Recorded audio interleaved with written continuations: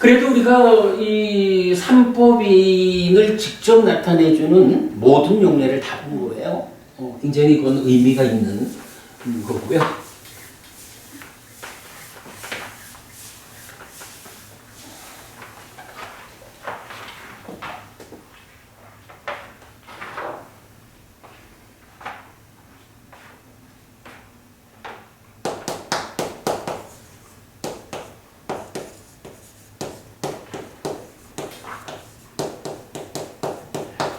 법은 행 더하기 열반이다.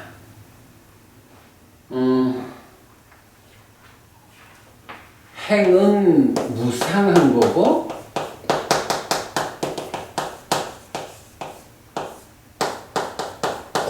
불만족이라는 특성이 있다.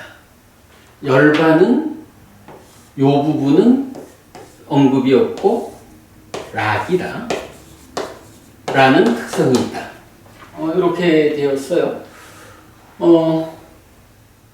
기본적으로 행이라는 것은 무엇일까? 행에 대해서는 우리가 어떻게 말해야 할까요? 그래. 바로 그게 답이겠죠?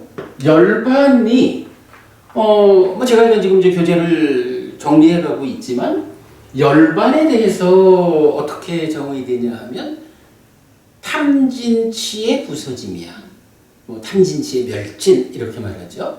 그리고 그 탐진치가 완전히 부서졌다라는 그 상태를 무위라고 정의하고 있거든요. 그리고 탐진치가 완전히 부서진 것이 무위다 이렇게 되니까 무위에 반대되는 것은 유위야. 그리고 그 유위가 행이다 이렇게 설명이 되죠. 그런데 여기서 조금 더 애매한 게 있어요. 이 위자가 무슨 위자죠? 그래, 할 위자잖아. 함이 있고 함이 없고 이렇게 되잖아. 조금 어려운 주제야. 이렇게 생각해야 될 것 같아요. 중국에서 번역을 하시는 분들이 니까야에서 상카따라는 단어하고 아상카따라는 단어를 놓고 번역을 해야 되는데 무위상류따 상류따니까야 거기서 모든 경들이 다 그 상류따의 모든 경들이 공통되게 말해주는 게 탐진치가 부서진 거 이것이 무위다 라고 얘기를 해줘요. 탐진치의 부서짐이야.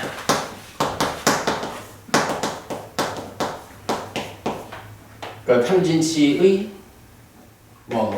우리 이제 강목 스님께서 탐진치의 멸진 이런 표현을 쓰시는데 좋은 표현 같아요. 그러니까 탐진치가 중생들은 일반적으로 탐진치가 있는 존재잖아. 그 탐진치가 완전히 멸진된 그냥 직접 번역으로 탐진치가 부서진 이런 상태. 그거를 아상카따라고 정의가 되거든. 그러니까 아라는 부정 접두어가 없는 상카따는 뭐예요?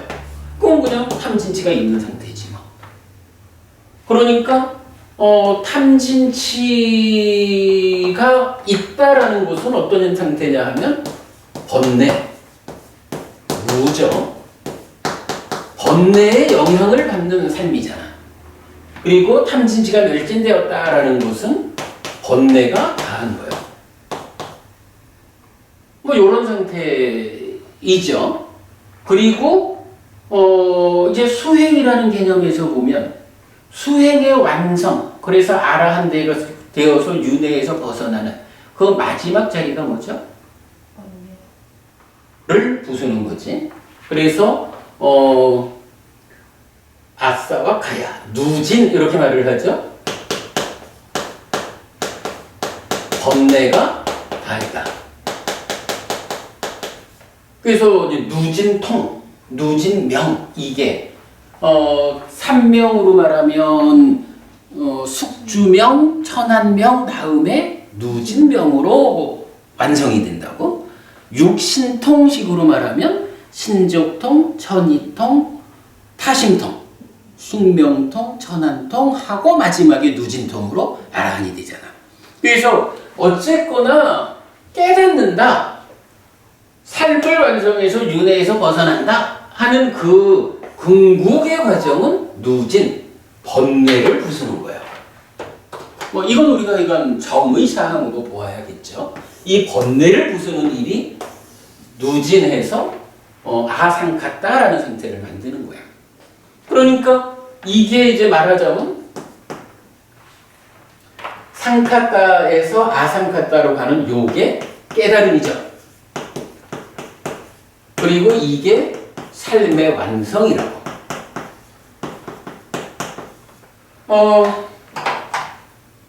요거를, 그러니까 상카타, 아상카타, 요 단어를 중국말로 번역을 해야 되잖아. 중국의 번역가들로는. 어떻게 번역할 수 있을까? 이 의미가 많은 이런 탐진치를 다 부수어야 한다, 뭐 이런 거를 담아낼 수 있는 번역어를 찾기는 어렵죠. 그렇게 직접 번역하기 어려울 때는 보통 어떤 방법을 써요? 그냥 음력을 해버리는 수가 있죠. 음력을 해버릴 수가 있어. 그런데 중국에 딱 보니까 이런 부분이 찾아진 것 같아요. 삶의 완성 상태를 지칭하는 용어. 이 삶의 완성을 지칭하는 한자 단어에 무위라는 말이 있다고. 무위는 누구의 말이죠? 노자의 말이죠. 노자의 도덕경에서 이제 요 무위라는 개념이 나오면서 도덕경 안에서 무위는 삶의 완성된 거야. 완성된 삶을 지칭하는 게 무위라고. 그러니까 번역가의 입장에서는 상카타, 아상카타가 좀 어려운 용어지만 결과적으로 보면 삶의 완성을 지칭하는 용어다 라고 하니까 노자의 도덕경에서 나타나는 삶의 완성을 지칭하는 그 표현을 그대로 번역을 했겠죠. 그래서 상카타가 유위라고 번역이 된 거야. 그리고 아상카타가 무위.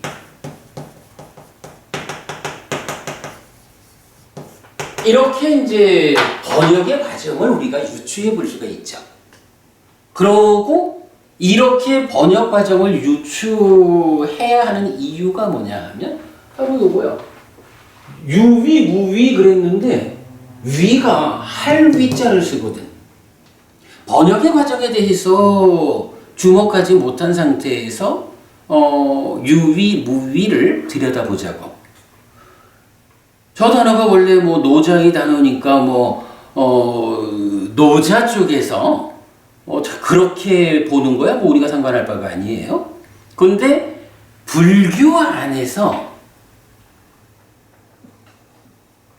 무위를 함이 없는 이렇게 도덕경식으로 노자식으로 해석을 하면 어떻게 되나? 그런데 우리가 알다시피 지금 이게 뭐예요? 무위가 열반이란 말이야. 열반이 뭐냐 하면 좀 전에 우리가 봤지만 목적점이란 말이야. 그죠?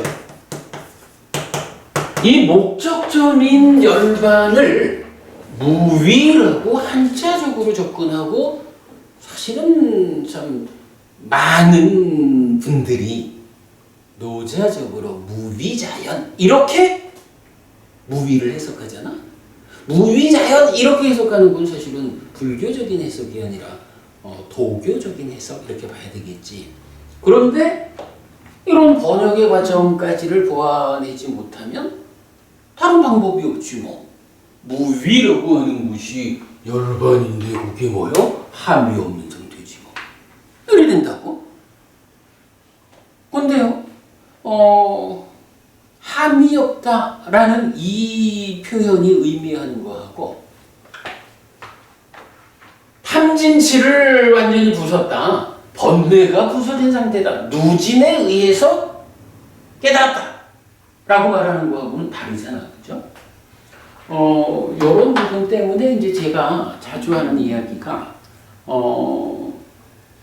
상카타를 유위로 번역하고 아상카타를 무위로 번역한 이 부분은 삶의 완성 자리를 지칭하는 번역이다. 라는 점에서는 훌륭한 번역이라고 생각합니다.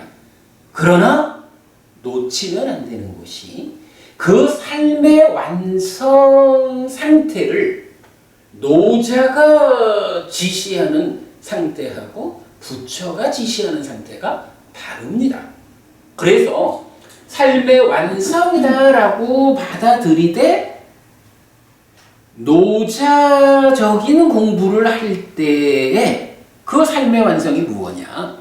무비자연적인 이렇게 이해하는 것은 그들대로의 타당성이 있겠지만 불교 신자들이 열반과 동의어가 되는 무비를 이해할 때 노자적으로 이해해서는 안 된다. 분명히 불교에서 말하는 무비는 탐진치의 멸진, 누진을 통해서 번뇌 없는 상태가 된, 그렇게 완성된 상태다. 라는 요 부분을 놓치지 않아야 합니다. 라는 부분을 제가 강조하고 있거든요. 하여간 이게 요런 유위, 무위라는 측면으로 이제 말해지고 있는데, 하여간 번역은 같이, 그러니까 번역어로는 같은 말을 빌어 쓸 수 있다 해도 의미가 다르다. 라는 것은 놓치면 안 돼요. 이거는 우리가 부처님 공부를 통해서 어디 갈 겁니까?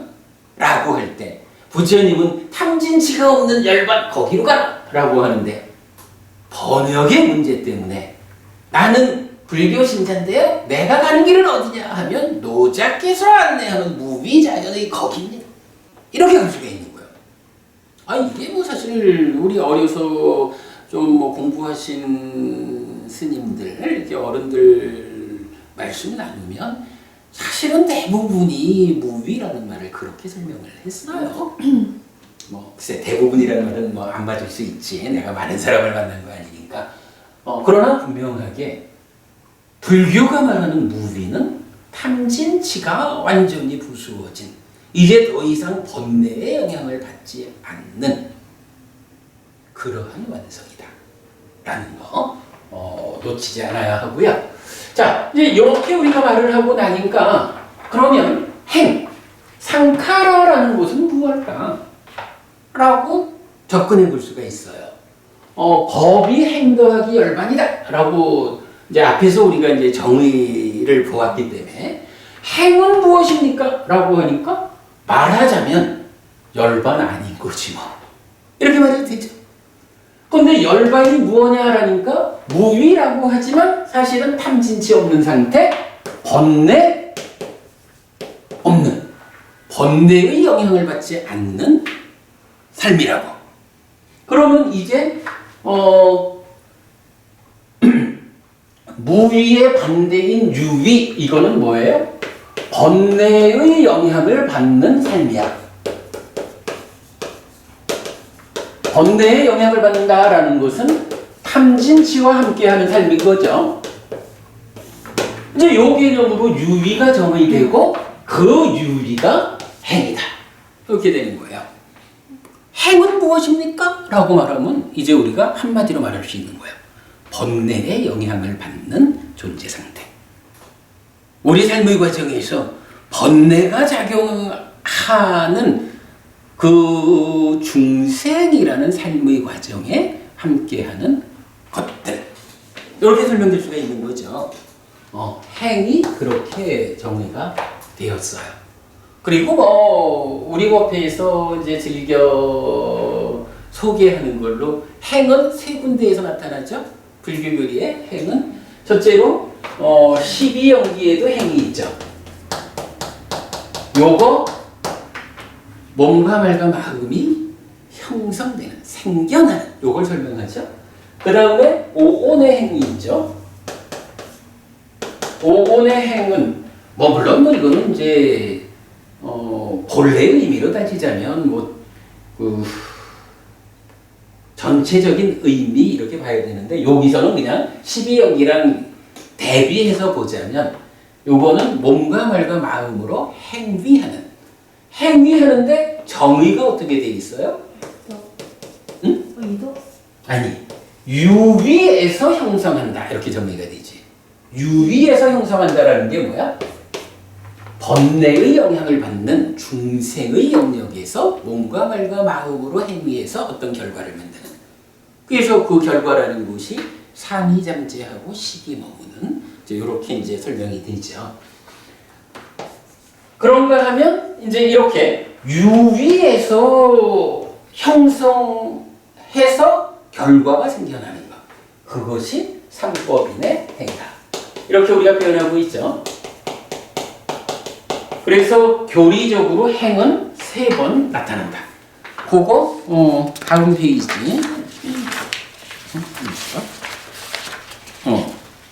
세 장 넘겨서 16점.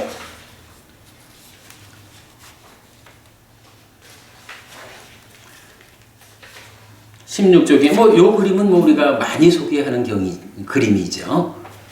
이렇게 이제 그 3가지의 행을 말할 수가 있어요.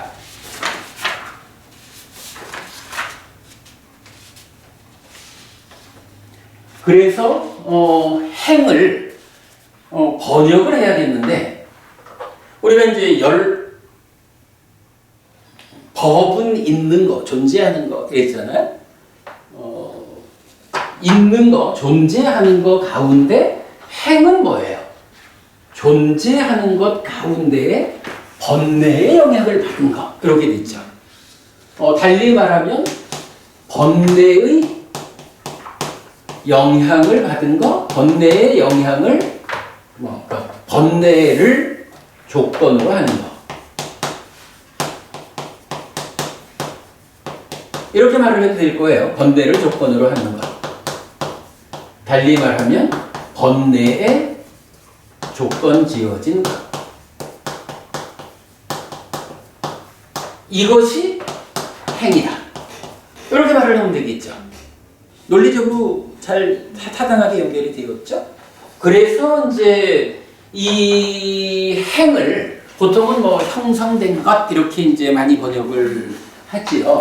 그런데 그 형성된 것이라는 번역이 너무 좀 광범위하다 할까? 정확하게 그 행의 본질을 설명하는 것일까 하는 고민 끝에 우리는 요런 과정을 거쳐서 행은 번뇌에 조건 지어진 것이다. 생략하고 조건 지어진 것이다. 이렇게 이제 우리가 번역을 하고 있다라는 거죠. 그래서 행은 조건 지어진 것이다. 무엇에? 번뇌에. 이렇게 이제 이해를 하면 되겠어요. 그래서 조건 지어진 거, 그거를 조건적인 거 이렇게도 표현하고 있고. 그러니까 이게 워낙에 이런 존재에 대한 좀 폭넓은 이해 위에서 행이 정의될 수 있기 때문에 그냥 다들 공부해서 할 거요, 행이라고 하지, 이렇게 번역을 하면 쉽지만 또 그러지 못하니까 우리말로 번역해 주기 위해서 번뇌에 조건 지어진 거, 조건적인 거 이렇게 이제 번역을 하고 있다라는 거 말씀을 드렸고요.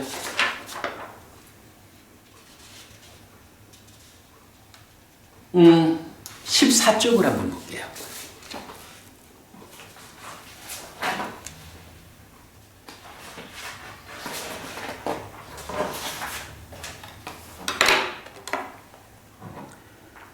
어, 14쪽 중간. 한편 행 상카라를 조건적인 것이라고 번역하였는데 유위에서 형성한다고 해서 행들이라고 불린다라는 정의에서 연장되는 것입니다. 무위상류따의 경들은 탐의 부서짐, 진의 부서짐, 치의 부서짐이 무위라고 정의하기 때문에 유위는 탐진치와 함께한 상태, 즉 번뇌의 영향을 받는 상태를 말하고 이런 삶을 중생이라고 부릅니다. 그리고 형성한다는 것은 어떤 과정에 의해 결과가 생겨나는 것이라고 이해하였습니다. 그러므로 행은 유위, 즉 번뇌의 영향을 받는 영역에서 결과를 생겨나게 하는 어떤 과정인데 특히 이 경은 이런 과정에 의해 생겨나는 결과물이 색수상행식이고 각각의 쌓임이 색온, 수온, 상온, 행온, 식온의 5온이라고 알려줍니다. 그러니까 이렇게 보니까 행이라고 말하지만 그 행이 구체적으로 무엇일까라고 하니 색수상행식 5온이 행이다. 이렇게 설명이 되는 거죠. 다른 경들을 통해서 우리가 계속 보겠지만 이제 5온이라고 하는 것, 색수상행식이라는 것이 사실은 중생 세상에 존재하는 모든 것을 설명하고 있잖아요. 색이라는 것은 안의 색과 밖의 색 이래가지고 포함하고 그럴 때 색수상행식의 온이라고 쌓임이라고 불리는 것은 우리 메커니즘적으로 볼 때 어때요? 유위적 행위, 그지? 행, 유위적 행위의 결과로 삶의 과정이 쌓이는 거잖아. 그러니까 5온이라고 부를 때는 열반을 포함하지 않는다고요. 열반을 포함하지 않으면서 존재하는 것 가운데 5온 아닌 게 있나? 그래서 행은 그대로 5온을 말한다. 이런 설명을 하고 있는 거죠. 색수상행식 5온이 행이다. 자, 그 다음에 조금 더 보겠습니다. 이때 22번 상류따 94번 꽃경은 상하고 안정되고 영원하고 변하지 않는 것인 색수상행식은 세상에서 현자들에게 없다고 동의된 것이고 나도 그것을 없다라고 말한다. 내지 무상하고 고이고 변하는 것인 색수상행식은 세상에서 현자들에게 있다고 동의된 것이고 나도 그것을 있다라고 말한다 라고 합니다.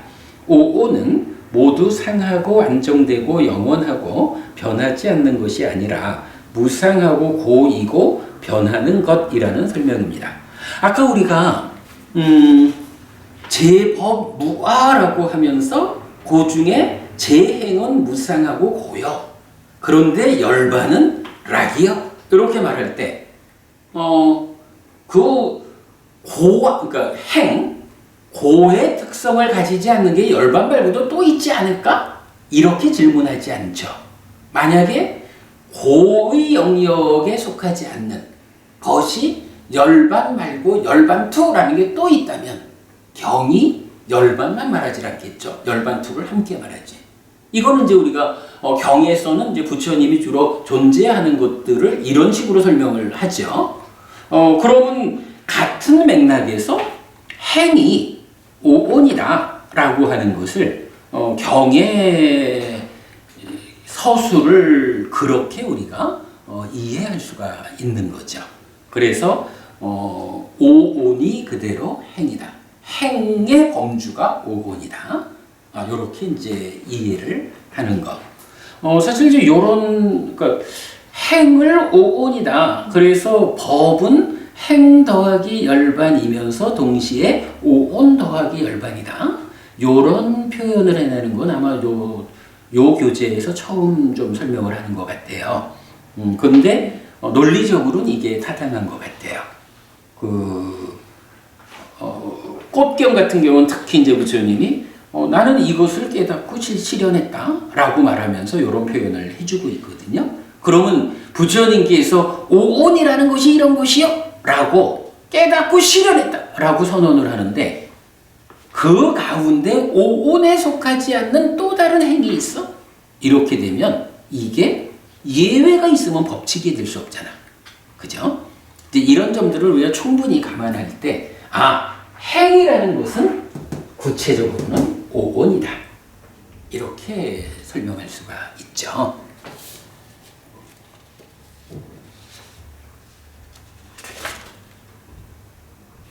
자, 그 내용을 이제 지금 어떻게 말하고 있냐 하면 14쪽 제일 아래 또한 비구들이요 세상에는 세상의 법이 있다. 이런 표현. 세상에는 세상의 법이 있어. 열애는 그것을 깨닫고 실현하였다. 깨닫고 실현한 뒤에 그것을 공표하고 전달하고 선언하고 시작하고 드러내고 분석하고 해설한다. 비구들이요. 그러면 무엇이 세상에 있는 세상의 법이어서 열애는 그것을 깨닫고 실현하였고 깨닫고 실현한 뒤에 그것을 공표하고 전달하고 선언하고 시작하고 드러내고 분석하고 해설하는가? 비구들이요. 색수상행식은 세상에 있는 세상의 법이어서 열애는 그것을 깨닫고 실현하였고 깨닫고 실현한 뒤에 그것을 공표하고 전달하고 선언하고 시작하고 드러내고 분석하고 해설한다. 라고 하여 오온이 세상에 존재하는 법들을 포괄한다는 것을 알려줍니다. 여기는 중생세상이니까 열반이 배제된 거예요. 그러면 열반이 배제된 중생세상이 무엇이냐라고 할 때 부처님은 그게 오온이다. 이렇게 설명을 하는 거죠. 그러니까 재행무상이라고 말하는 이 행은 오온이다. 이런 결론을 우리가 내릴 수가 있는 거예요. 이건 굉장히 중요한 포인트예요. 계속 더 우리가 보기로 하고. 그렇다면 번뇌의 조건 지어진 것인 행, 상카라는 세곤, 수온, 상온, 행온, 시곤의 오온이고 무상하고 고이고 변하는 성질을 가졌다는 것을 알 수 있습니다. 그런 점에서 법은 행 더하기 열반은 법은 오온 더하기 열반이라고 나타낼 수 있습니다. 이 표현에 동의할 수 있죠? 요거는 하여간 우리가 경을 공부하는 가운데 그동안 별로 관심 없이 보았던 부분 같기는 해요. 그러나 좀 주목해서 이해할 필요가 있다.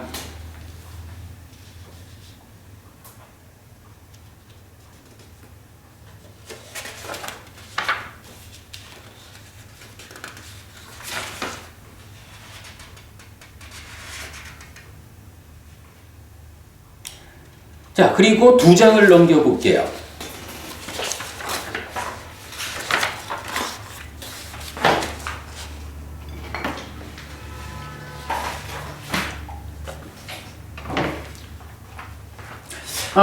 이렇게 이제 일단 우리가 행이 무엇일까라는 부분을 어렵죠. 그래도 하여간 논리적으로 지금 접근을 해나가고 있어요. 그런데 이 행이라는 것이 그거 열반 말고 오온이 그게 세상의 법이고 그게 행이요. 유비적인 영역, 중생의 영역에 있는 것들이요. 이렇게 알았다면 이제 이 행이 어떤 특성을 갖는다고? 고죠. 네. 그래. 그러면 행을 우리가 이해했다면 이제부터 오온이라고 하는 번뇌의 영향을 받는 위에 존재하는 이것들, 이 행의 특성으로의 무상은 무엇일까? 그리고 고는 무엇일까? 이걸 알아야 삼법인을 아는 거겠죠. 그런 전개를 지금 해나가고 있어요. 자, 17페이지 제일 위쪽에서 보면 행의 특성은 3가지 측면으로 제시되는데 무상과 안정되지 않음과 영원하지 않음입니다. 존재들이요 상하다고 생각했는데 참으로 우리는 무상합니다. 존재들이요 안정되었다고 생각했는데 참으로 우리는 안정되지 않습니다. 존재들이요 영원하다고 생각했는데 참으로 우리는 영원하지 않습니다. 존재들이요 참으로 우리는 무상하고 안정되지 않고 영원하지 않고 유신에 속해 있습니다. 22번 상류따 78번 사자경이에요. 지금 요 내용은 뭐냐 하면요. 부처님이 이제 출연했잖아. 그래서 부처님이 법을 설했다고. 부처님 법의 중심에 뭐가 있어요? 부처님 법의 중심에 뭐가 있어? 공원. 그래. 근데 그거를 다르게 표현하면 삼법인이 있잖아. 그죠? 그래서 부처님이 제 행은 무상하고 고이고 제 법은 무하다. 야해서 말하면 열받는 락이다. 이렇게 이제 선언을 하잖아. 그러니까 하늘 사람들이, 천신들이 부처님 가르침을 듣는 거예요. 부처님 가르침을 듣기 전에는 오래 살고 행복하잖아. 그러니까 자기네들 스스로 이 하늘 사람으로의 삶은 삶은 상하고 안정되고 영원하다라고 자기들은 생각한 거야. 근데 부처님이 탁 법을 설하니까 아이고야, 사실은 우리가 상한 것도 아니고 안정된 것도 아니고 영원한 것도 아니고 유신이라는, 유신, 마음이 몸이 있는 상태. 그러니까 중생으로의 나잖아. 그러니까 부처님 말씀을 듣기 전에는 유신이라고 하는 중생으로의 상태라고 생각하지 않은 거야. 나는 상하고 안정되고 영원해. 워낙에 오래 사니까. 이렇게 이제 자기를 보고 있다가 부처님 가르침을 탁 듣고 나니까 그렇지 않구나. 나는 참으로 무상하고 안정되지 않고 영원하지 않구나. 유신에 속해 있구나. 이렇게 이제 신들이 말을 하는 거예요. 자, 그러면 여기서 자, 이어서 보죠. 행에 대한 잘못된 관점을 상과 안정과 영원의 세 가지로 제시하면서 무상과 불안정과 영원하지 않음의 세 가지로 행의 특성을 제시해 줍니다. 우리가 이제 보통 재행무상 이렇게 말한단 말이야. 재행무상인데 무상하다라는 요게 무엇일까? 무상의 의미를 알아야 되잖아요. 근데 이 무상하다라는 것을 많은 경우에 영원하다 이렇게 자꾸 이해하는 경우도 많아. 그러니까 무상하다라는 말이 무슨 말일까? 저는 실체가 없는 것으로 생각을 했었습니다. 무아하고 직접 연결되는 개념이네. 그런데 이제 어쩐지 그 무상이다라고 하면 항상하지 않다 이래 되니까 그것의 반대 항상하다라고 하는 것은 항상 보니까 영원하지 뭐. 흔들리지 않는 안정된 상태지 뭐. 요렇게 이제 그 의미를 볼 수 있잖아. 그러다 보니까 상이라는 개념을 영원하다. 그래서 무상을 영원하지 않다. 법원님 나중에 책 더 보시다 보면 그런 번역이 있어요. 그러니까 상을 영원하다라는 개념으로 번역하고 무상을 영원하지 않다라는 개념으로 번역한 책도 있어요. 그러니까 이제 그게 뭐냐 하면 무상이라고 하는 것의 구체적 의미를 따져봐야 하는 필요성을 말해주는 거죠. 자, 그런데 이제 내가 이 경을 지금 소개하는 이유는 뭐예요? 지금 유신, 중생이라고 하는 존재를 설명하면서 무상이라는 측면, 안정되지 않았다는 측면, 영원하지 않다라는 측면. 오해를 어떻게 해요? 상하다, 안정되다, 영원하다. 이렇게 말하고 있다고? 크게 보면 무상한 거니까, 크게 보면 상한 거는 안정되는 거고 영원하지 뭐. 크게 보면 이게 다 무상이지 뭐. 그런데 경은 때때로 포괄적으로 설명을 할 수도 있지만 세세하게 구분돼서 설명할 수도 있단 말이죠. 이럴 때는 우리가 무상이 구체적으로 무엇일까? 무상이 무엇이길래 그것의 연장선상에서 안정되지 않고 영원하지 않고 이렇게 말하는 것일까? 달리 말하면 상이라는 것의 개념에서 안정이라는 개념과 영원이라는 개념하고의 구분된 상의 의미. 그래서 영원하지 않다, 안정되지 않다라는 것과 구분된 무상의 의미. 요거를 근본적으로 설명해야 되겠죠. 아무튼 지금 이제 이 사자경에서는 이렇게 유신이라고 하는 중생의 상태를 말하면서 안정되지 않다라는 것과 다른 무상, 영원하지 않다라는 것과 다른 무상을 말하고 있다는 거죠. 물론 포괄적으로 이걸 다 함께 말하는 무상으로 이해를 할 수도 있지만 이제 그런 차별성을 우리가 좀 보자. 그래서 이제 밑에다가 행에 대한 오해가 상으로부터 기본적으로는 상하다라는 오해가 있는 거야.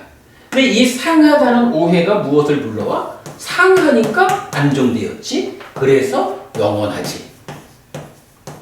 이런 오해를 한다는 거죠, 중생들이. 그러면 이것에 대한 오해가 해소되었다라고 하면 실상은 뭐냐? 라고 할 때 무상하다. 무상하기 때문에 안정되지 않았다. 그래서 영원하지 않다. 이거는 어쨌든 이런 논리가 전개되는 거란 말이죠. 그런 측면으로 이제 우리가 좀 보아야겠다. 그래야 무상의 의미를 안정이나 영원이라는 측면과는 차별되는 무상의 본 의미를 찾을 수 있겠다. 이런 측면에서 그 부분을 설명해 봤어요. 자, 그러면 이제 이어가지고 우리가 무상이라는 게 무엇일까라는 부분을 한번 좀 생각해 보기로 합시다. 뭐 이게 아직까지 제가 원고를 쓰는 중이래 가지고 조금 좀 수정이 필요한 부분도 있을 수 있고 그런데 일단은 현재 제가 진행하는 상태를 한번 볼게요. 자, 무상이 무엇일까라고 이제 본격적으로 접근을 해보죠. 우리가 무상개송이라고 부르는 상가집에를 가면 우리가 개송을 하나 읊어드려요. 아니짜 왔다 상카라 우빠다 와야 담미노 우빠찌뜨와 니루짠띠 떼상 우빠사무 수코라고 해서 참으로 행들은 무상하다. 생겨나고 무너지는 성질이 있다. 생겨남을 원인으로 소멸한다. 그것들의 가라앉음이 락이다. 요게 이제 무상을 대표하는 개성이에요. 그래서 상가집에 가면 우리는 그 개성을 보통 이제 2번 읊어드려요. 근데 이게 바로 무상이 무엇냐 하는 것을 나타내주는 대표적인 개성이에요. 자, 15번 상류따 20번 외풀라 산경 등에서 행을 설명하는데 아니짜 왔다 상카라 오빠다 와야 담미노 우빠찌뜨와 니로짠띠 떼상 우빠사모 수코 참으로 행들은 무상하다. 생겨나고 무너지는 성질을 가진 것이고 생겨남을 원인으로 소멸한다. 그들의 가라앉음이 락이다. 어쨌든 이게 무상이라는 거야. 경의 말씀은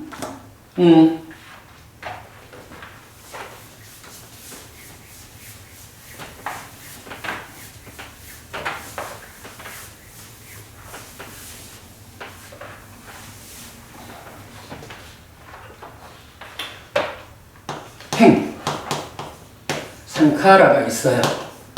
그런데 이 상카라는 기본적으로 어떠하냐라고 하니 아니짜 무상하다라고 말을 했어요. 그리고 이 무상한 것인 행은 생겨나고 무너지는 성질이 있다. 무상해? 그럼 무상한 그건 어떤 성질을 가진 걸까? 생겨나는 것이고 무너지는 성질을 가지고 있다. 이건 여러 가지로 생겨나면 없어지고 생겨나면 소멸하고 자라나면 줄어들고 여러 가지로 우리가 표현할 수 있겠지만 일단 원어적으로는 생겨나고 무너지는 성질을 가진 것이야. 그런 특성이 있어. 이렇게 말해요. 그런데 이어가지고 생겨난다라는 요것을 원인으로 소멸한다. 이렇게 말하거든. 이때 이제 뭐 원인이라고 제가 번역을 했지만 그 우빠짓드와라고 이제 원어가 나와요. 참고적으로 말하자면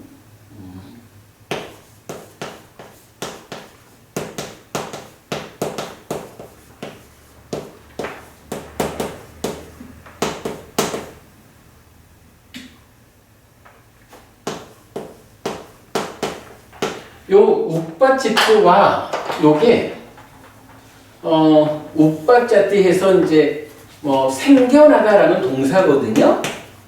생겨나다라는 동사에 이제 이게 절대체라는 문법이야. 근데 이 절대체라는 것이 기본적인 의미는 뭐뭐한 뒤에 이런 이야기예요. 그러면 뭐요? 생겨난 뒤에 소멸한다. 이렇게 되겠죠.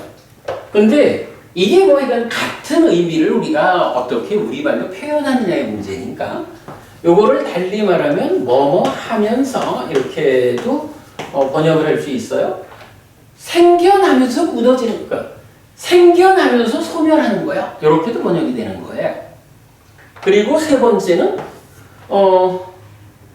생겨난 뒤에 소멸한다. 이건 뭐예요? 생겨났다라는 그게 원인이 되어가지고 생겨났다라는 것이 선행하니까 뒤에 무너짐이 소멸이 따라오는 거야.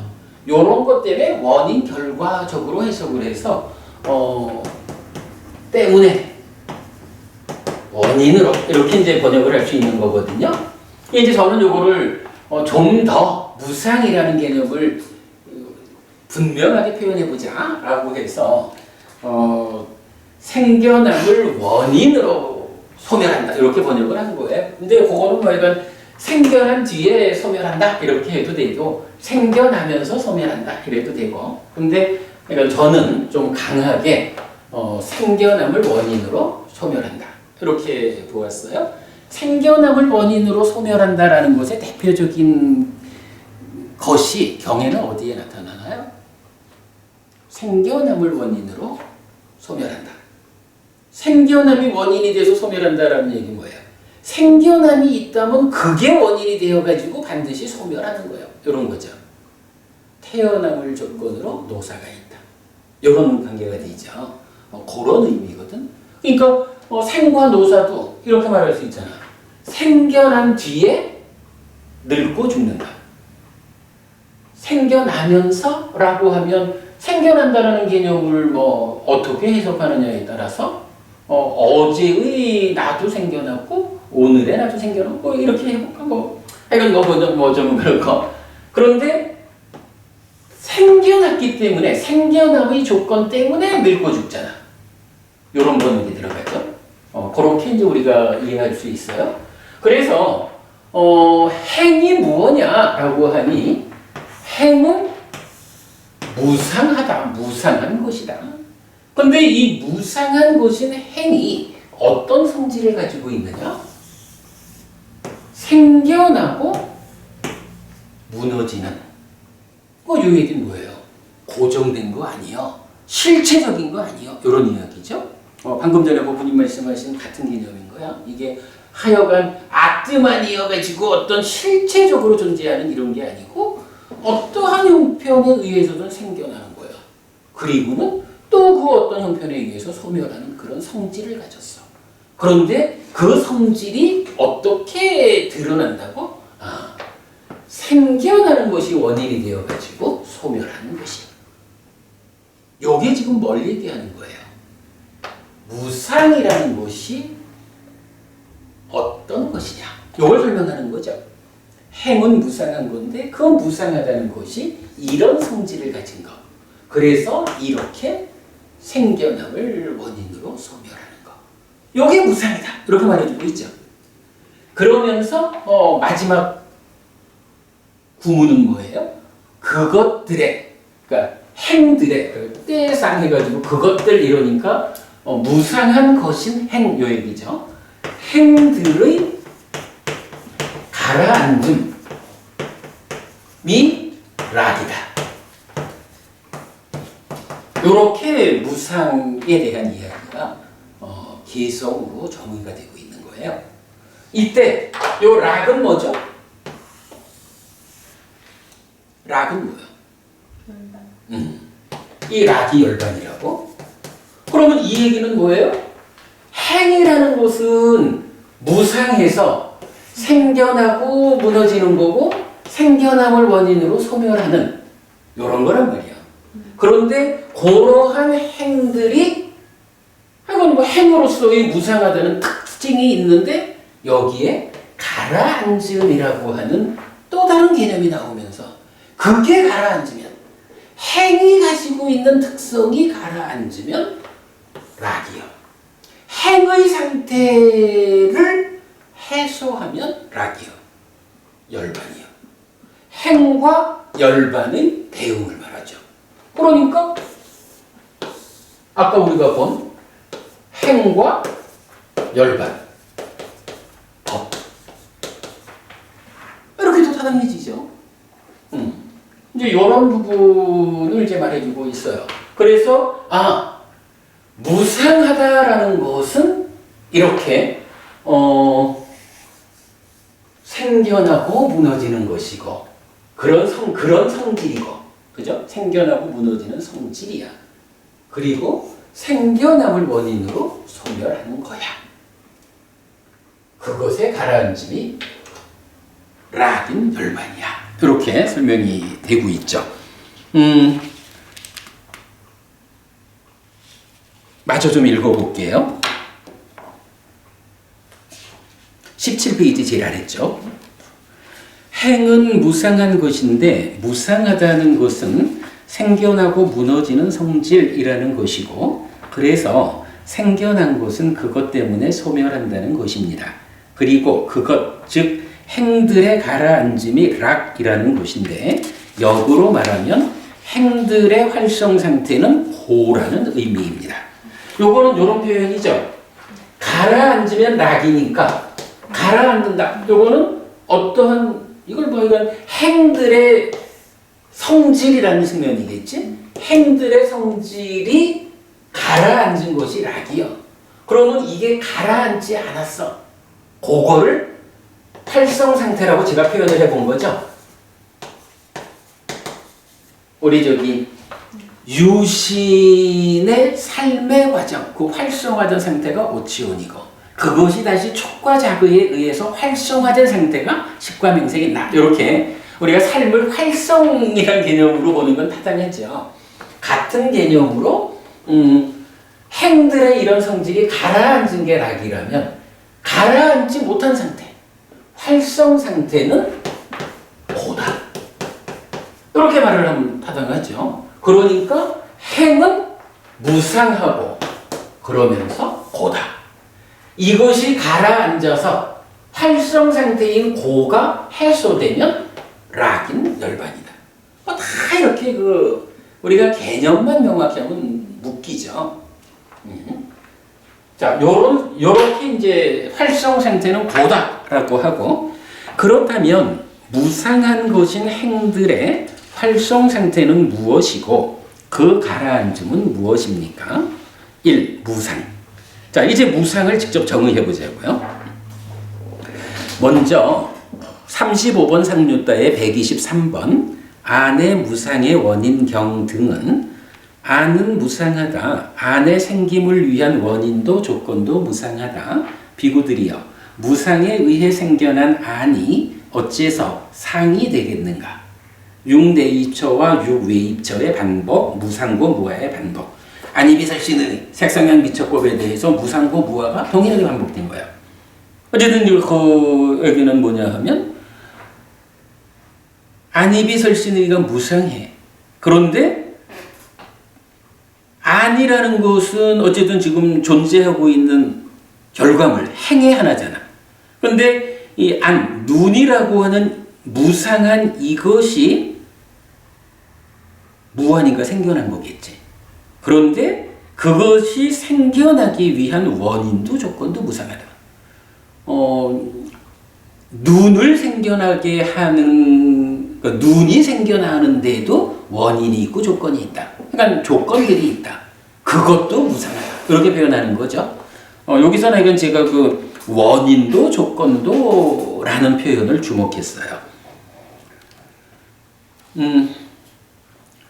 무상한 것인 안 등의 생김을 위한 원인과 조건이 있고 그 원인과 조건에 의한 생겨남의 과정을 다시 무상이라고 설명합니다. 생겨나고 무너지는 성질을 가진 무상한 것에 대해 원인과 조건에 의한 생겨남 그리고 그 원인과 조건의 무상을 다시 말하는 것입니다. 무상한 것인 1. 원인과 조건에 의해 생겨난 2. 결과의 무상입니다. 그죠? 이 결과는 아니고 1. 원인과 조건은 안의 생김을 위한 원인도 조건도 이렇게 된 거죠. 그래서 무상은 다양한 조건들의 결합에 의해 1. 생겨나고 조건들의 해체 다른 조건들과의 재결합에 의한 현재 상태의 상실. 그러니까 지금 조건들이 결합해서 현재가 됐는데 이 현재 아닌 상태로 되었다라고 하는 것은 그 조건들의 결합 상태가 지금과 달라진 거죠. 달라졌다라고 하는 것은 조건들의 상태가 해체되고 다시 새로운 조건이 결합했다. 이렇게 이제 보자는 거죠. 그래서 조건들의 해체, 다른 조건들과의 재결합에 의한 현재 상태의 상실에 의해 이 무너지는 성질이라고 이해할 수 있습니다. 그런데 행들은 오온입니다. 색수상행식의 무더기입니다. 그러므로 행들의 무상은 색수상행식의 무상입니다. 그렇다면 색수상행식은 조건들의 결합에 의해 생겨나고 조건들의 해체에 의해 무너지는 성질을 가진 것입니다. 자, 어렵지. 무지하게 어렵지. 저도 이거 쓰는데 무지하게 어려웠거든요. 근데 제가 이제 이 표현을 어렵지만 이끌어낸 게 뭐냐 하면, 우리가 무상하다라는 것을 설명하면서, 결과를 말하고 있거든? 다양한 조건들이 결합해서 결과를 만든다. 요거, 그러니까 다양한 조건들이 결합해서 결과를 만들고, 이 조건의 결합 상태가 해체되면, 결합 상태가 달라지면 이 존재 상태가 달라져. 달리 말하면 이 존재 상태는 없어지고 새로운 결과 상태가 존재가 생겨난 거야. 그죠? 이렇게 다양한 조건들이 결합해서 결과를 만드는 것으로의 무상하다라는 이게 뭐냐고. 부처 이전의 것인 원리고 사실이잖아. 그리고 그렇게 무상이 설명이 되면 이제 하나의 결과에 대해서 내가 이 결과가 유지되면 좋겠다. 상하면 좋겠다. 안정되면 영원하면 이렇게 내가 바라는데 중생들의 입장에서 바라죠. 근데 문제는 이러한 상태는 결합해서 생겨난 거야. 그러면 이거를 유지해 주려면 한 가지 방법이 있다고? 조건들의 결합 상태야 유지되라. 이래야만 유지가 되는 거야. 그런데 문제는 이 다양한 조건들의 결합 상태를 내가 내 능력으로 그거를 제어하지 못한다고. 뭐 유전 진화 얘기할 때 보면 F1, 뭐 F2, F3 이렇게 쭉 내려가잖아. 조건이라는 것도 마찬가지거든. 방금도 위에서 보았지만 눈이라는 것이 무상한데 그 눈의 생김을 위한 원인도 조건도 무상해. 그런데 그 원인 조건에 가서 보면 그것도 또 무상해서 그것도 원인 조건이 있는 거야. 이렇게 뻗어나가다 보면 사실은 우리가 내가 완전하게 조건들을 제어해가지고 내가 원하는 어떤 결과 상태를 만들고 유지하리라. 이게 현실적으로는 안 된다는 거죠. 우리가 뭐 그냥 두루뭉실하게 말해가지고 나는 부자가 되고 싶었는데 내가 부자가 됐어. 뭐 이런 정도로 그냥 두루뭉실하게 말을 하자면 그 상태가 됐겠지. 근데 사실은 그 상태가 유지되어 주나? 좀 조건이 잘 결합돼주는 어떤 상황에서는 그 상태가 유지돼 줄 수 있지만, 그러나 이 조건이라는 게 갑자기 뭐 바이러스가 쫓아오기도 하고 전쟁이 나기도 하고 쓰나미가 오기도 하고 어떤 조건 상태? 심지어는 죽을 수도 있고 이래가지고 그 부자로 살린다라는 그 상태를 유지 못하잖아. 이게 내 맘대로 나는 영원히 부자로 살 거야? 이게 된다면 걱정할 일이 하나도 없지. 그럼 이제 이런 부분을 우리가 뭐라고 하는 거예요? 무상이라는 것이 가지는 이런 다양한 조건들이 결합해서 결과를 만드는데 그 조건들의 제어라고 하는 것이 너무 어려워서 이 결과를 유지하지 못해. 그러니까 만들지 못하고 유지하지 못해. 달리 말하면 내가 원하는 결과를 확보하지 못하는, 이걸 뭐라고 해요? 불만족. 이 불만족을 부르는 빨리 단어가 뭐야? 두카. 두카. 그리고 이 두카라고 하는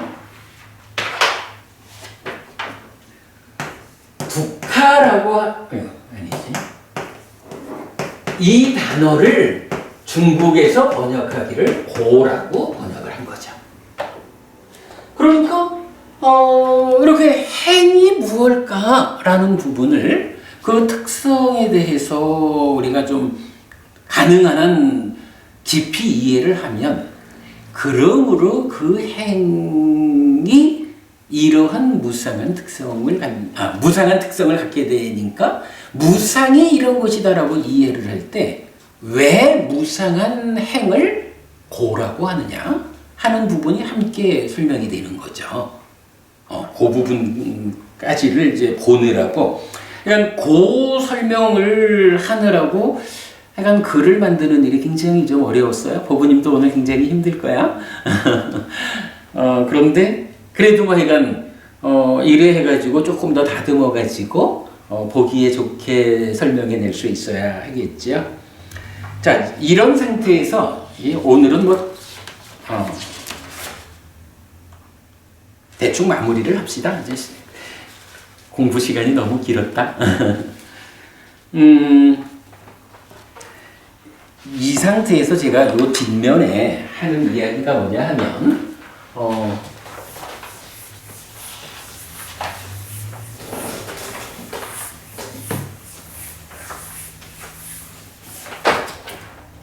행이 5원이다 이렇게 봤잖아요. 색, 수, 상, 행, 식이야. 그러면 이 5가지가 다 어떤 특성이 있어요? 무상한 거고 고라는 특성을 갖잖아. 그죠? 그리고 이 무상을 가라앉히면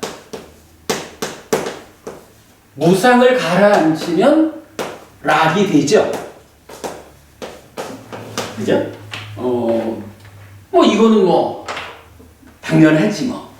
이럴 때 제가 이번 작업을 하면서 참 좀 어렵게 지금 그래도 이건 접근을 해보자 라는 거가 법우님 그 무상하다라는 이게 어떤 거든지 다 동일한 무상을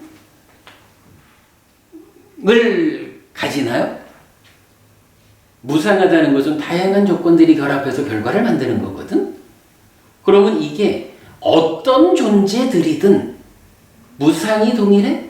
그 얘기는 동일한 조건들의 결합으로 동일한 것이 생겨나나? 말이 좀 그렇네.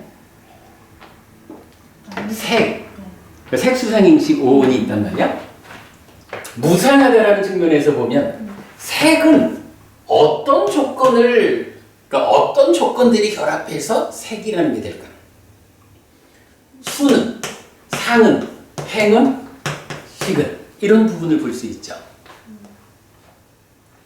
만약에 색수상행식 5원이 각각의 무상, 각각이 생겨나게 하는 조건들의 결합이 다르다면, 결합하는 조건들이 다르니까 이게 이름이 다른가 보다. 이렇게 보는 게 맞겠죠? 그냥 각각마다 조건들이 다를 거야. 이때 이 조건이 어떤 차이가 있을까? 우리 약간 대략적으로만 한번 봅시다. 색이라는 것은 색이라고 하는 어떤 조건 지어진 존재가 생겨나기 위해서는 어떤 조건들의 결합이 필요한가? 그죠? 그러니까 여기서 우리가 정의를 볼 수가 있는 거야. 색이라는 거는 지수, 화풍, 4대하고 이 4대가 결합한 거죠. 4대가 결합해서 생겨난 거. 그래서 우리가 4대 조색 이렇게 표현하고 있죠. 물질이라고 하는 거는 약간 지수, 화풍, 4대하고 그게 결합한 요런 조건에 의해 가지고 무상하게 생겨난 거예요. 그러니까 그래. 그런데 수는 촉이죠. 촉을 조건으로 생겨나죠. 근데 촉은 뭔가? 그 3, 4화합은 어떻게 구성되어 있나?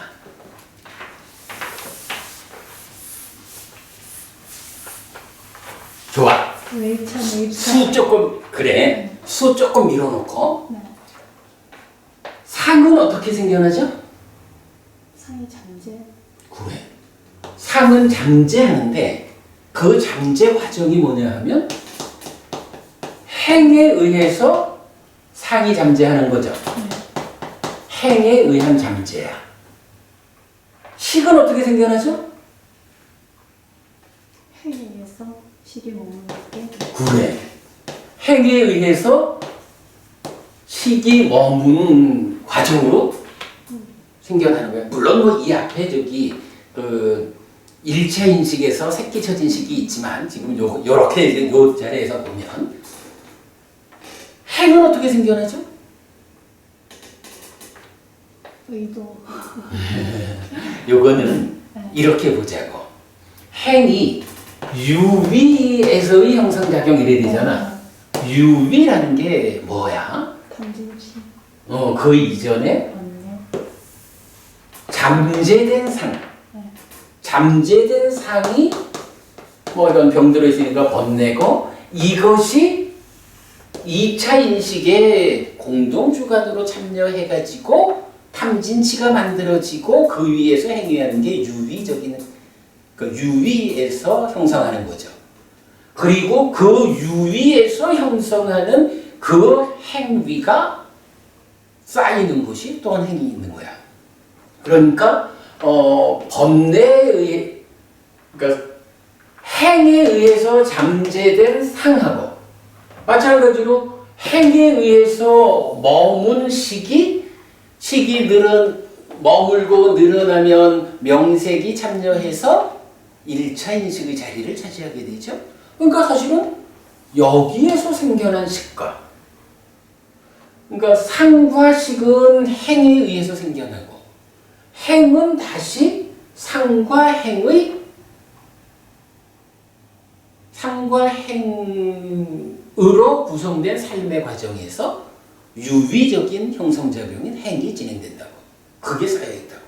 뭐 이래 되니까 상행식 이 세 가지는 기본적으로는 행위구나. 행위에서 잠재된 상과 행위에서 머문 식과 이것의 관계에서 이제 이건 생겨나는 거예요.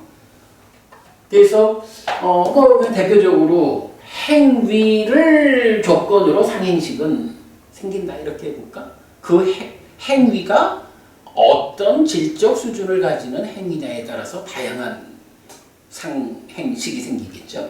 그런데 수라고 하는 거는 요건 어떻게 봐야 될까 하는데 자 맞아요. 촉이야. 촉에 의해서 수가 생기거든. 그런데 이 촉이 3, 4화합이야. 3, 4화합이라는 게 뭐냐 하면 안입이 설신 의와 색성향 미촉 법의 내입처 외입처에서 안식 내지 의식이 새끼쳐진 거죠. 이래서 3, 4화합 촉해서 수가 생기는데 여기를 우리가 좀 눈여겨봐야 되는 게 안입이 설신 의는 구체적으로는 뭐죠? 아니 안식 더하기 안근이지. 그죠? 요거 알잖아? 네. 그래서 신식 더하기 신근이고 의식 더하기 의근이라고. 그러면 요거 색성향 및 촉까지 요 부분은 무엇에 영향을 받아? 색성향 미촉 색성향 미촉 요 5가지는 부르기를 밖의 색이다 이렇게 부르죠. 밖에 있는 물질. 안근 내지 신근은 안의 색이거든. 몸인 거. 몸은 안의 색이고 밖에 있는 물질은 밖의 색이야. 3, 4화합 촉이 있는데 자 여기서 보면 색이라고 하는 거는 이런 물질들이 결합한 거거든. 그리고 상행식은 행위니까 이 행위를 하기가 신의 영역이잖아. 이런 이제 차이가 있어. 그런데 수는 요게 색성향 및 촉과 관련한 요만큼은 안팎의 색의 영향을 받고 그리고 의와 법의 요 관계는 색의 영향을 안 받아. 그죠? 그러면서 이 인식 과정에 뭐가 참여해? 욕탐이 참여하잖아? 사실 욕탐이라는 건 뭐냐 하면 행위, 이 심의 작용이잖아. 그러니까 수라고 하는 거는 3, 4화합 촉에서 생겨나는데 이 과정을 보면 색을 조건으로 생겨나는 수도 있고 의화법, 달리 말하면 심을 조건으로 생겨나는 수도 있는 거죠. 이렇게 볼 수가 있죠. 그래서 수는 색과 심, 이렇게 두 가지를 함께 갖고 있어요. 뭐 글쎄 그래서 색으로 수로 보인다 이렇게 되는지 모르겠어. 요런 일단은 이제 무상하다는 측면, 조건 관계가 이렇게 되죠. 그리고 이것이 고다라고 하는 거는 뭐예요? 색은 색대로 몸 밖의 그러니까 밖의 색도 내 마음대로 조정이 잘 안 돼. 그리고 그 색에 대해서 욕탐이 작용하는 게 또 내 마음대로 잘 안 돼. 그치? 이게 따지고 보면 밖에 있는 물질적인 것들이 좋은 거로만 가득 차고 거기에 대해서 나의 욕탐도 잘 제어되고 이러면 최고인데 사실은 세상에 있는 물질적인 것들이 뭐 내가 원하는 좋은 것만 있지도 않고 욕탐도 잘 제어되지 않고 뭐 이렇다고 그렇게 이제 작용하는가 하면 물질 아닌 쪽에 대해서는 물질과는 관계가 없는데 그동안 쌓아놓은 나의 삶의 과정 하고 지금 작용하는 욕탐 이것 때문에 또 연결이 되죠. 색은 이렇게 물질의 결합인데 수는 두 가지 측면 같이 봐야 되고 요거는 뭐 행위 측면에서 제어되지 않는 요렇게 이제 고라는 부분이 설명이 되겠죠. 자, 그림은 이제 우리가 이제 분류가 최종적으로 봐야 되는 거는 요 가라앉는다는 개념이잖아. 방금도 그것들의 가라앉음이 락이다 이래 됐으니까 이 가라앉는다라는 측면으로 락을 만들어야 되는데 이제 여기서 그럼 보지 뭐. 이런 무상의 측면, 색수상행시 5원에 대한 무상의 측면이 말하자면 분석이 된 거야. 그것에 따르는 고라는 부분을 우리가 유추할 수 있어. 그러면 이제 여기서 가라앉히는 작업이 바로 이제 수행이죠. 이 수행을 통해서 가라앉혀야 되는데 색에 대해서는 무엇을 가라앉혀야 되나요? 자, 색은 안의 색과 밖의 색이 있거든. 밖의 색은 이거는 그냥 뭐 밖에 존재하는 색성의 미촉인데 꿰뚫은경에서 말해주잖아. 세상에 다채로운 것들은 그냥 그렇게 사실로서 존재하고 있을 뿐이야. 그런데 그 밖의 색 때문에 괴로움이 생겨나는 이유는 뭐예요? 요거 때문이잖아. 그래서 꿰뚫은경에서 현명한 자들은 세상의 다채로운 것들에 대해서가 아니라 욕탐을 제어한다. 이렇게 나오잖아. 아무래도 뭐 바깥의 색, 물론 뭐 이제 욕탐이라는 측면의 연장선상에서 우리가 열심히 노력해가지고 마음에 드는 좋아하는 색들로 재우는 이런 거는 뭐 당연히 이제 그 안에 들어 있고, 그런가 하면 안의 색, 몸이라고 하는 거. 이 몸은 두 가지 측면이 있죠. 한 가지는 세월이 가면서 늙고 병들고 죽어야 하는 문제가 있어. 그리고 이 몸에 작용하는 욕탐이라는 측면이 있죠. 그러면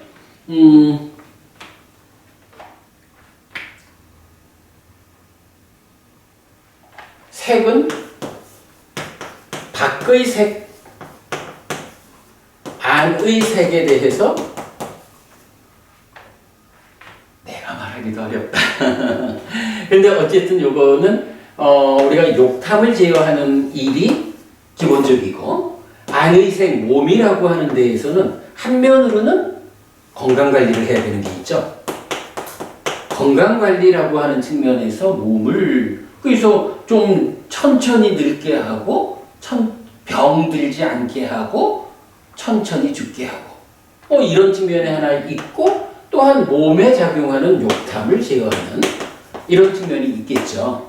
그러니까 뒤에 제가 좀 잘 정리를 해볼게. 수행이 이제 그렇게 진행이 되는 거야. 그런가 하면 상행식 요 부분은 어때요? 요거는 뭐 달리도 말할 게 없지 뭐. 행위 어쨌든 행위니까 행위를 제어해서 번뇌를 부수는 거지 뭐. 수행이라는 게 상행식에 대해서는 이건 번뇌를 부수는 한 가지 측면이야. 그런데 요 수에 대해서 지금 내 설명이 정확하진 않을 거야.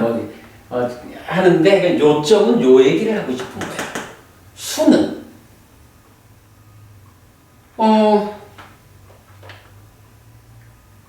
번뇌를 욕탐을 제어한다라는 건 번뇌를 부수는 같은 거고, 그런가 하면 색에 대해서 색에 대해서 바깥 색에 대한 거 욕탐을 제어하는 거는 번뇌를 부수는 거와 같은 거야. 그러니까 바깥에 대해서는 별 신경 쓸 게 없어. 번뇌를 부수는 일 하나가 밖의 색에 대해서 욕탐을 제어하는 것이 같이 돼요. 근데 안의 색에 대해서는 번뇌를 부수는 일을 통해서 욕탐을 제어한다 해도 그러니까 몸이기 때문에 건강이라는 측면은 남아있죠. 그죠? 그러면 횡설수설하지만 자, 요점적으로 이겁니다. 이제 수행을 통해 가지고 번뇌를 다 부쉈어. 번뇌를 다 부수면 상의 문제, 행의 문제, 식의 문제 다 해결됐죠. 그리고 색의 문제는 어때? 색의 문제는 밖의 색에 대한 욕탐 부서졌죠. 안의 색, 몸에 대해서 욕탐이 작용하는 거 해결됐죠. 그런데 건강과 관련한 몸 자체가 늙어가고 병들고 죽는 이런 몸 자체가 물질이기 때문에 가지는 조건 상태가 있죠. 요거는 어때요? 번뇌를 완전히 부쉈다. 달리 말하면 뭐야? 깨달아서 아라한이 된 거죠?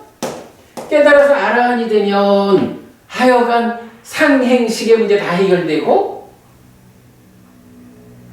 색과 관련해서 밖의 세계에 대한 거 해결되고 안의 세계에서도 욕탕과 관련된 거 다 해결됐어. 근데 안의 색, 몸과 관련한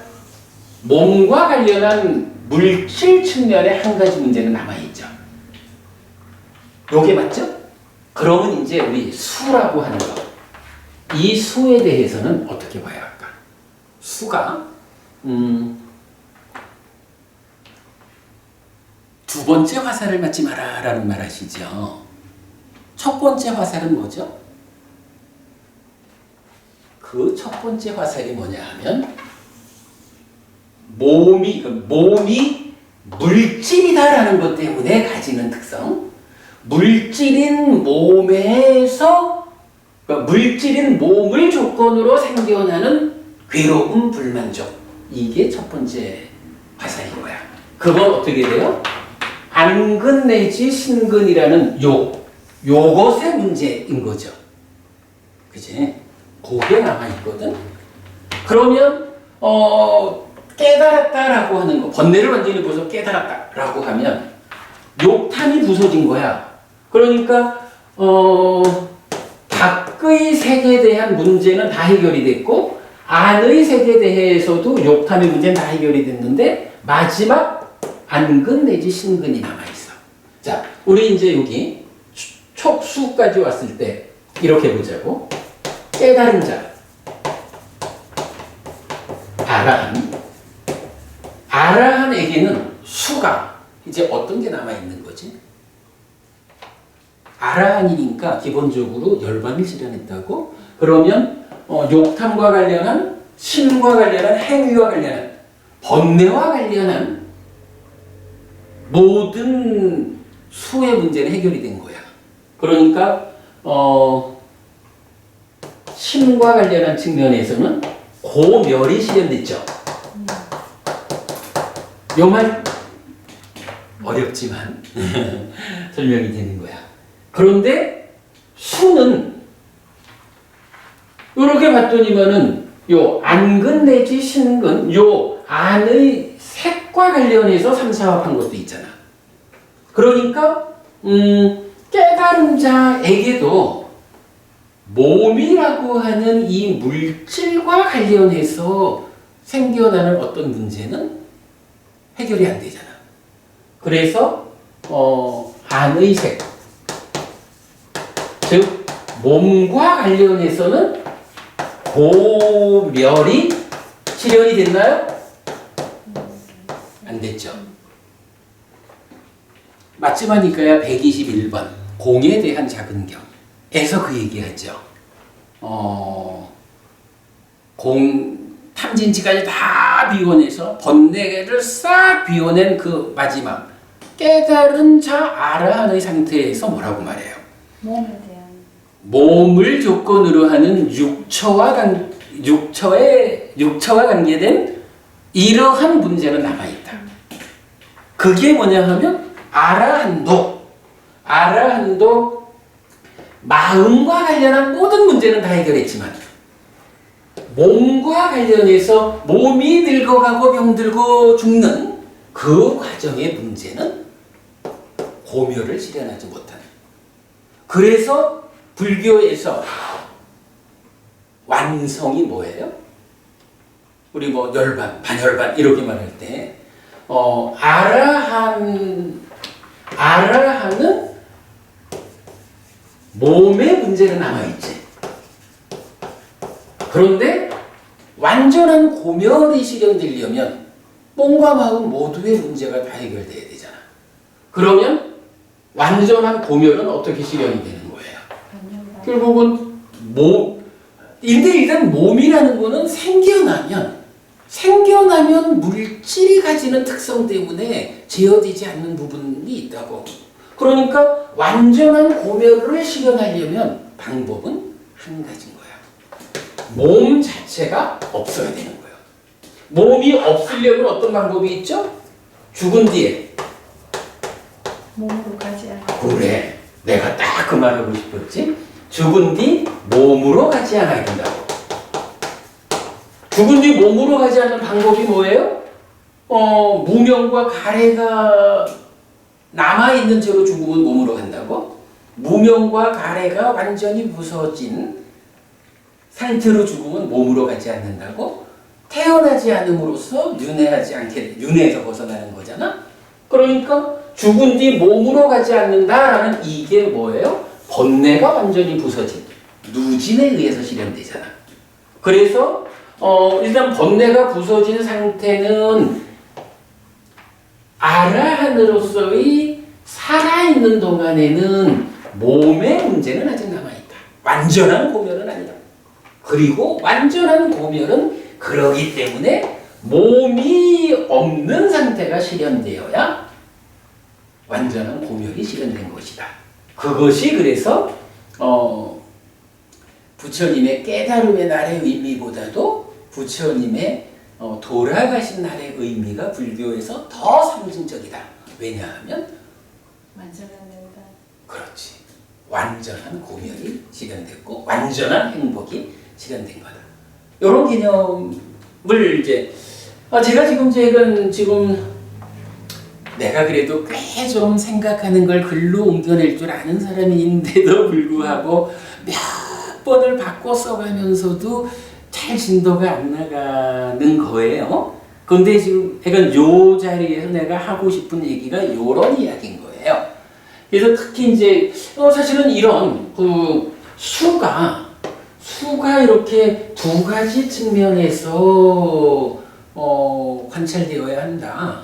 그럴 때에 깨달은 자에게도 몸의 문제는 남아있다. 이런 부분을 우리가 첫 번째 화살은 어쩔 수 없더라도 두 번째 화살은 맞지 마라. 그럴 때 그 첫 번째 화살이 오다. 이런 부분을 알고 있는 거하고 좀 다르게 그 부분을 가라앉음이라는 측면에서 수의 가라앉음이라는 것은 어떻게 되는 것일까? 이렇게 접근해서 글을 적어보려니까 무지무지하게 어려워요. 그래서 이게 약간 좀 시간이 좀 걸리겠지만 그래도 어쨌든 우리가 출판하고자 하는 책의 주제이므로 해내야 될 것 같아요. 좀 시간이 걸려도 그렇게 할 거고 사실은 이 주제에서 마지막까지 가야 되는 거는 뭐냐 하면 어저께 이제 김법우님이 그 열반은 락이다라는 요 부분에 대해서 제가 오늘 설명할 거라 했잖아요. 요렇게 온 주제 다음에 이어지는 게 락이라는 거. 여기에 지금 그림이 안 들어있나? 제가 그 그림을 또 하나 그려서 놓은 게 있거든요. 지금 여기는 지금 그 그림이 빠졌구나. 다음 주에 열반은 락이다라고 하는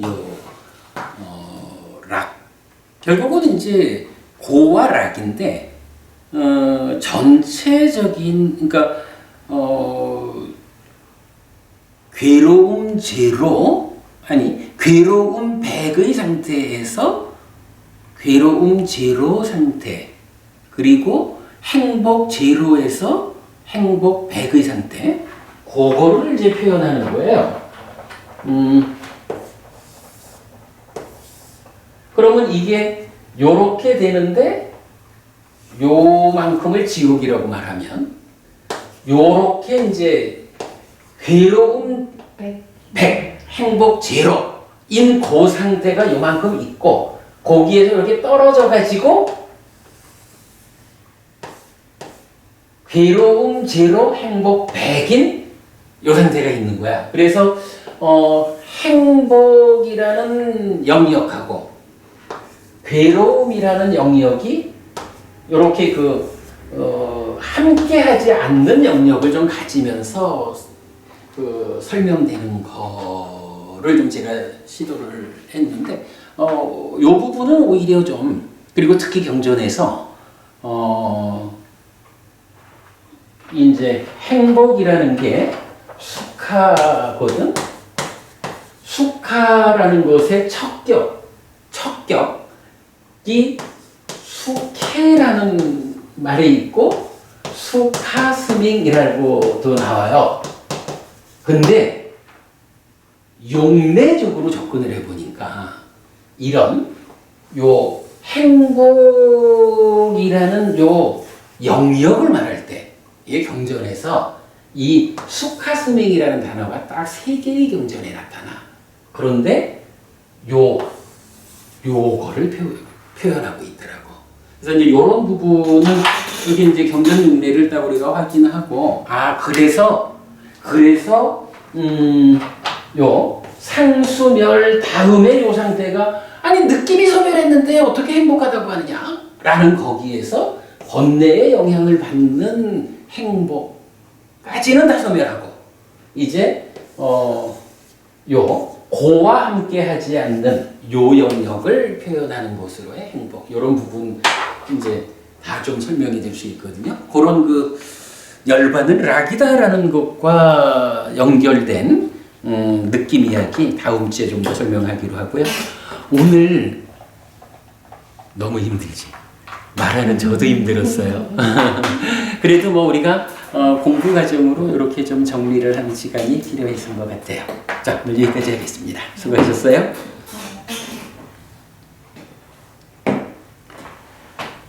아이고. 아니 이거를 그래서 네. 글을 좀 적어보느라고 아무리 해도 어렵겠어요. 아 정말 어렵겠어요. 저기 수를 색과 심으로 나타내는 거 정말 힘들 것 같아요. 저런 게 사실은 그렇게 주목되지 않는 거죠. 그렇죠. 저 해놔도 그냥 쑥 넘어갈 것 같아요. 스님이 아무리 애를 써서 적어놔도 보는 사람은 이해가 안 되기 때문에. 그래서 내가 책을 낮은 단계와 높은 단계. 근데 이 부분을 물론 뭐 어려운 부분이니까 빼고 넘어가도 되지 이럴 수도 있는데 우리가 이제 이 공부를 진행하는 입장에서 보면 이 자리에서 이 부분을 정리하고 넘어가야 되는 필요성 이제 이런 것 때문에 또 뭐 몇 사람이 됐든 또 전문적으로 공부하는 사람한테는 삼법이니 그냥 뭐 표면에 있는 이야기만 끄적거리고 넘어가는 것보다는 그래도 이런 이야기가 보여지는 거. 어쨌든 그런 걸 정리해가지고 발표해 주는 건 좋은 거겠죠. 그렇죠. 이해를 뭐 하든 못하든. 근데 이제 어찌 보면 이게 잘 좀 정리만 좀 잘 해놓으면 오늘은 이제 내가 굉장히 좀 처음 이런 일을 해보느라고 횡설수설을 했잖아요. 횡설수설을 하느라고 더 어렵게 설명이 됐는데 이게 좀 정리가 좀 잘 돼주면 공부하는 사람은 충분히 이해할 수 있는 내용이 될 거예요. 공부하는 사람을 위해서 하는 거니까요. 그나저나 지치지 않아? 좀 지쳤어요. 집중력이 중간중간 좀 떨어졌어요. 아니 나도 이게 뭐 이렇게까지 시간이 많이 걸릴 줄은 생각을 못했고 그냥 한 1시간 반이나 이래 해가지고선 좀 쭉 좀 소개만 좀 해줘도 좋겠다. 그리고 무엇보다도 법우님이 좀 들어주셔야 내가 이 부분을 그래도 이제 한번 말을 하면 정리하는 일이 훨씬 좋죠. 그래 해서 이제 한번 해봤는데 확실히 어려운 주제고 약이 많았네. 근데 스님께서 정리를 하려면 오늘 강연 걸 돌려보시면서 또 이렇게 정리를 하면 조금 하기가 쉬울 것 같은 생각은 들어요.